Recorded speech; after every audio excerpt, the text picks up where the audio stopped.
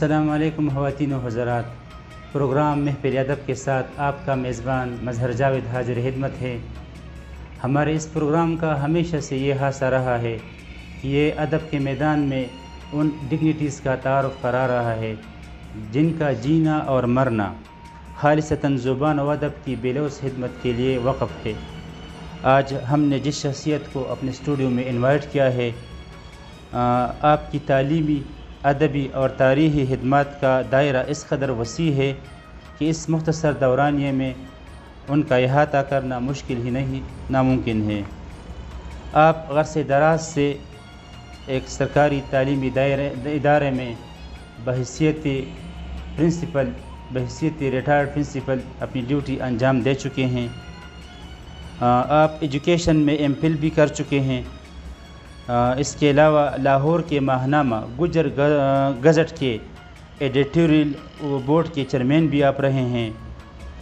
IER Peshawar سے M Ed میں gold medalist بھی ہیں آپ۔ نظم اور نثر دونوں میں آپ مہارت سے لکھتے ہیں۔ مختلف اخباروں اور رسالوں میں آپ کے مضامین اور کالم چھپتے رہتے ہیں۔ آپ کی تحریروں کا نمایاں وصف ان کے اسلوب کی شائستگی اور فکری توازن ہے۔ اسی توازن اور رکھ رکھاؤ کے پیچھے ان کا نظریہ حیات پوشیدہ ہے۔ حال ہی میں آپ کی ایک کتاب ملک نامہ منظر عام پر آ چکی ہے، جس نے کم ہی عرصے میں عوام اور خواص دونوں میں اپنی مقبولیت کے جھنڈے گاڑ دیے ہیں۔ آئیے اب آپ کو ملاتے ہیں آج کی شخصیت، ہمارے آج کے مہمان ملک لیث محمد پسوال صاحب۔ سر، آپ کی تشریف آوری کا بے حد شکریہ۔ We say a warm welcome to you in our studio. Sir, سب سے پہلے آپ اپنا مختصر سا تعارف کرائیں۔ بسم اللہ الرحمن الرحیم۔ مظہر جاوید صاحب، میں آپ کے پروگرام کا اور آپ کے ٹیم کا بہت مشکور ہوں کہ انہوں نے مجھے اپنا اظہار خیال کرنے کا موقع دیا۔ صحیح۔ تعارف تو آپ نے کر دیا، بڑا لمبا انٹروڈکشن آپ نے کر دیا۔ میرا نام ملک لیث محمد ہے اور میں گاؤں گجر گڑھی سے تعلق رکھتا ہوں جی۔ اور درس و تدریس سے میں حال ہی میں ریٹائر ہو گیا ہوں اور لکھنے کا شوق ہے تو لکھتے ہیں۔ صحیح۔ اپنا ما فی الضمیر لوگوں تک پہنچانے کے لیے لکھتے ہیں۔ صحیح۔ بس یہی میرا تعارف۔ اچھا سر، آپ کن کن اساتذہ سے فیضیاب ہوئے سر؟ مظہر جاوید صاحب، یہ میری خوش قسمتی ہے اچھا کہ مجھے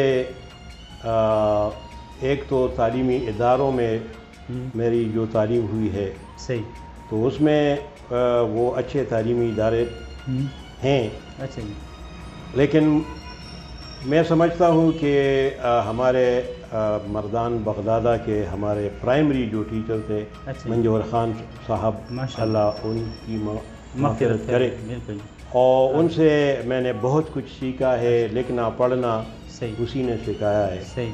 اور اس کے علاوہ ہمارے تھورو کے ہمارے ایک استاد تھے، محمد یونس صاحب، اللہ ان کی مغفرت کرے، وہ بہت قابل استاد تھے اور بہت ہی خوشنویس استاد تھے جی، تو ان سے استفادہ کیا ہے۔ صحیح۔ اور پھر میں زیادہ تر پشاور میں میری تعلیم ہوئی ہے، تو اسلامیہ کالجیٹ اسکول میں میری کیمسٹری کے جو ٹیچر ہیں سید انور شاہ صاحب، بڑا علمی گرانہ ہے وہ 400 کا، تو ان سے میں نے کیمسٹری سیکھی ہے اور ان سے بہت سے جو فن کی دنیا ہے، جو ادب کی دنیا ہے، کیونکہ وہ ہمارے اسکول کے مجلے کے چیف ایڈیٹر ہوا کرتے تھے، تو ان سے بہت کچھ سیکھا ہے۔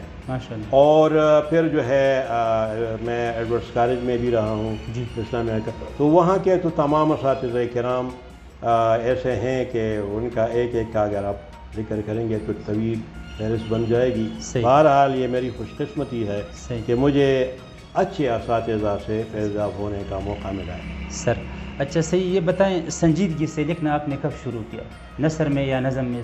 سنجیدگی سے سر؟ سنجیدگی سے لکھنا، میں زیادہ تر نثر لکھتا ہوں، اور نثر میں میری جو پسندیدہ جو ہے وہ تاریخ ہے. میں ہسٹری سے متعلق لکھتا ہوں جی، اور ہسٹری پڑھتا بھی ہوں. صحیح. اور یہ جو آپ نے ابھی ذکر کیا کہ یہ ملک نامہ جو تھا، یہ مردان کے جو تحریک پاکستان ہے جی، انشاءاللہ آپ کو اس میں مردان ڈویژن کی تحریک پاکستان کی، اور اسی طرح جو سائیڈ بائی سائیڈ جو ہے ہمارے بادشاہ خان بابا کی تحریک بھی چلتی رہی ہے، تو ان کا بھی میں نے اس میں باقاعدہ ذکر کیا ہے. جی جی.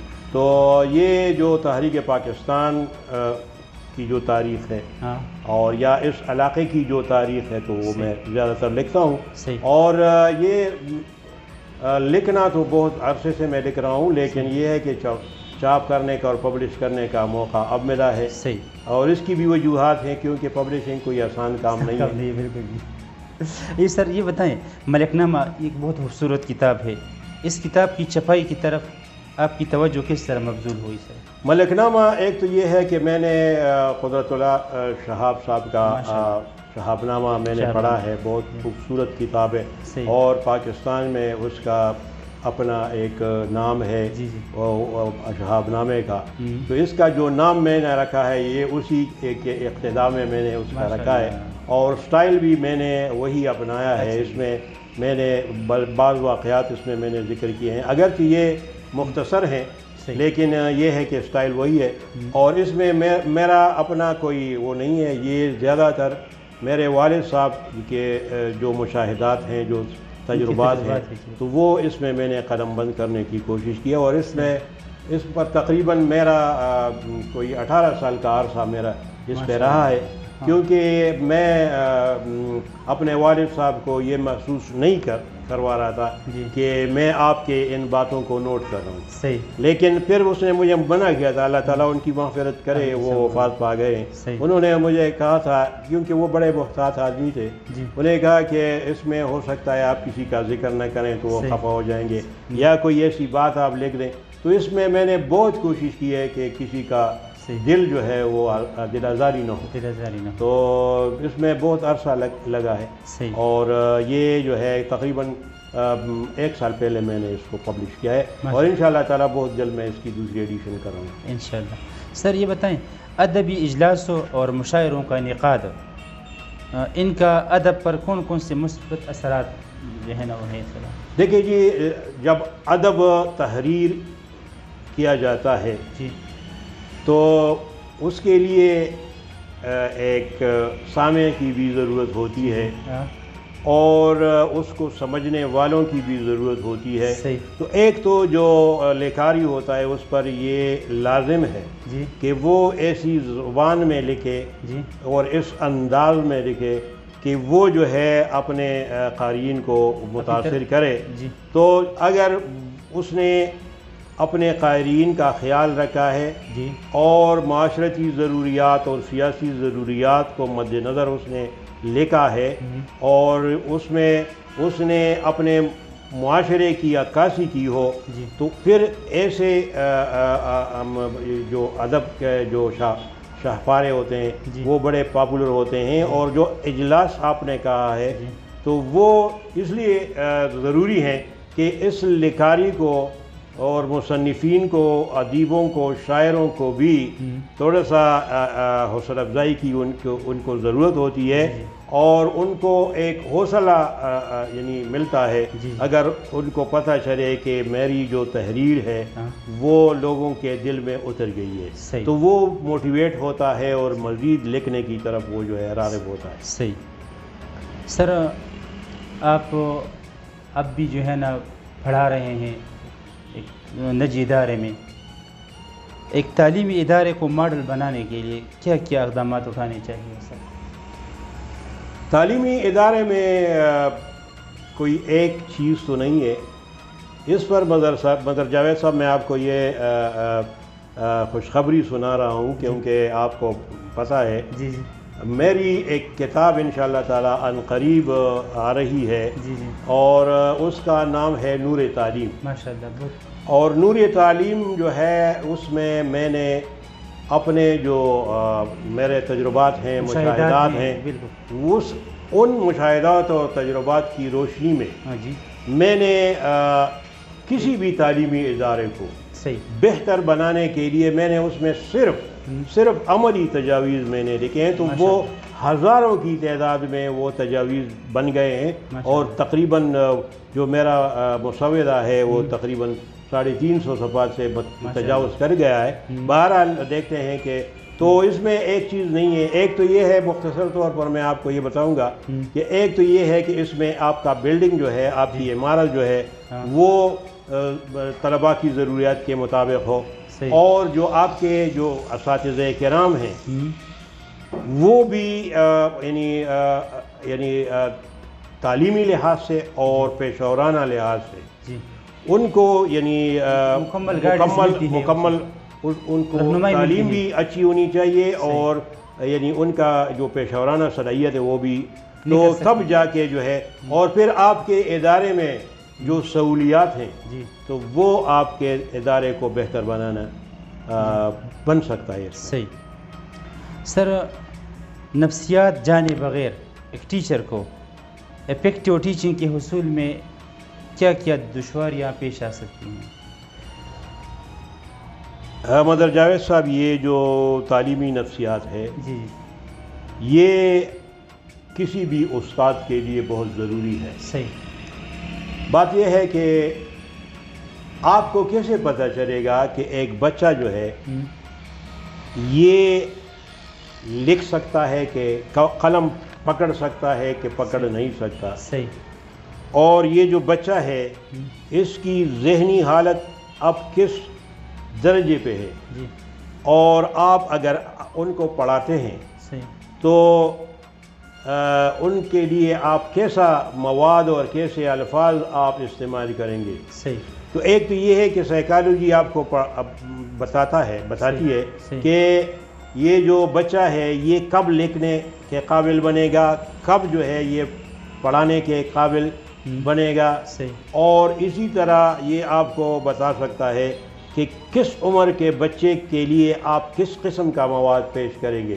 مثال کے طور پر ایک چھوٹا بچہ ہے تو اس کے لیے آپ یعنی جو مجرد مواد ہوتا ہے جس کو ایبسٹریکٹ کنٹینٹ کہتے ہیں تو وہ اس کے لیے بالکل بہت مشکل ہوتا ہے۔ تو جو چھوٹے بچے ہوتے ہیں تقریباً 6ٹھی کلاس تک تو ان کے لیے آپ نے سب کچھ ٹھوس مواد اس کو پیش کرنا ہے، یعنی کنکریٹ جس کو میٹر کہتے ہیں، کنکریٹ کنٹینٹ جس کو کہتے ہیں۔ تو یہ آپ کو سائیکالوجی بتاتی ہے اور آپ کو سائیکالوجی یہ بھی بتاتی ہے کہ کس عمر کے بچے کو کیا پڑھانا ہے۔ تو سائیکالوجی کا بہت زیادہ اثر ہے تعلیمی ہماری جو ماحول ہے اور جو ہمارا جو تعلیمی نظام ہے۔ صحیح سر، ایک بات میں نے نوٹ کی ہے سر، اسٹوڈنٹس 2 قسم کے ہوتے ہیں، ایک ذہین اور ایک نالائق۔ ان میں جو بنیادی فرق ہے وہ یہ ہے سر، ذہین ایک طالب علم جو ذہین ہوتا ہے وہ جب شرارت کرتا ہے، جب آپ اس کو ڈانٹتے ہیں تو باقاعدہ سوری کرتا ہے اور اپنے آپ کو جو ہے نا ملامت بھی کرتا رہتا ہے کہ میں نے غلطی کی ہے سر۔ اور اس کے برعکس جب ایک نالائق لڑکا، ایک نالائق بچہ جب شرارت کرتا ہے، جب آپ اس کو ڈانٹتے ہیں تو بدتمیزی پر اتر آتا ہے اور یہی اس کی بدبختی کی بڑی علامت ہے سر۔ مظہر جاوید صاحب، یہ جو آپ نے سوال پوچھا ہے آپ یقین کریں یہ میرا پسندیدہ سوال ہے اور یہ میرا پسندیدہ ٹاپک ہے۔ آپ نے جو نالائق بچہ کا ذکر کیا ہے، میں اس کو ایجوکیشنل ٹرمینالوجی میں اس کو سلو لرنر کہتا ہوں، اور یہ جو نالائق بچہ ہوتا ہے یہ وہ بدقسمت بچہ ہے جس کے والدین اس کو پسند نہیں کرتے ہیں، جس کے اساتذہ کرام اس کو پسند نہیں کرتے ہیں، اور اسی طرح اس کے دوست بھی اس کو پسند نہیں کرتے ہیں۔ اگر آپ ایک نالائق بچے کو اسکول لے جاتے ہیں اور اس کو اسکول میں داخل کرانا چاہتے ہیں تو پرنسپل صاحب اس سے ٹیسٹ لیتا ہے، کہتا ہے بچہ نالائق ہے، اس لیے میں اس کو اسکول میں داخلہ نہیں دے سکتا۔ آپ مجھے یہ بتائیں کہ یہ بچہ کہاں جائے گا؟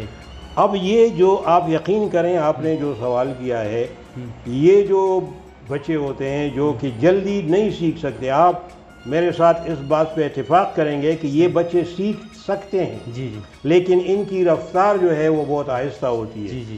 تو اس لیے ان بچوں میں، اور جو آپ ذہین بچے جو آپ نے ذکر کیا، وہ بڑے پسندیدہ بچے ہوتے ہیں، وہ سب کو اچھے لگتے ہیں اور سب کو انعام کرام سب اسی کو دیتے ہیں، شاباش بھی اسی کو ملتا ہے، اور مار جو پڑتی ہے وہ اس بیچارے کو ملتی ہے۔ تو بات یہ ہے کہ ان بچوں کے لیے آپ یقین کریں، میں ہر فورم پہ اس پہ بات کرتا ہوں، لیکن مجھے ابھی تک کوئی ایسا طریقہ کسی نے نہیں بتایا کہ ان بچوں کو کیسے پڑھانا ہے۔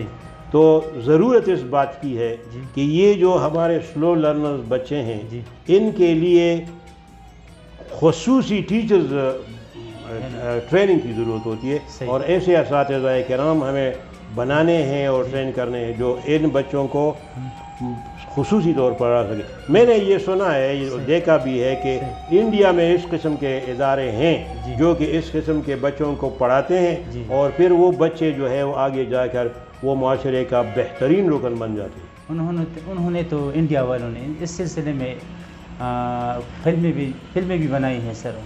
عامر خان کی فلم ہے تارے زمین پر۔ بالکل جی، اگر آپ نے اس فلم کو دیکھی ہے تو آپ اندازہ لگا سکتے ہیں کہ وہ نالائق بچوں کے ساتھ کتنا بہتر رویہ رکھتے ہیں اور ان کو راہ راست لانے پر کتنی کوشش کرتے ہیں۔ اسی لیے تو میں کہتا ہوں مظہر جاوید صاحب، جس طرح کہ آپ نے کہا کہ یہ بچے بدتمیزی پہ اتر آتے ہیں، مجھ سے ایک سوال پوچھا گیا تھا، یہ جو نمبر 1 ہائر سیکنڈری اسکول ہے، میں نے کہا کہ بچے کو یعنی مار نہیں، پیار کی ضرورت ہے، تو ایک ٹیچر نے کہا کہ پرنسپل صاحب آپ یہ بتائیں کہ یہ جو بچے ہیں اگر یہ پیار سے نہ سمجھیں تو پھر، تو میں نے کہا آپ کو مطلب ہے کہ مزید پیار میں اضافہ کرنا ہوگا اور مزید پیار ان کو دینا ہوگا، تو کوئی وجہ نہیں کہ وہ بچے جو ہے وہ سمجھ جائیں۔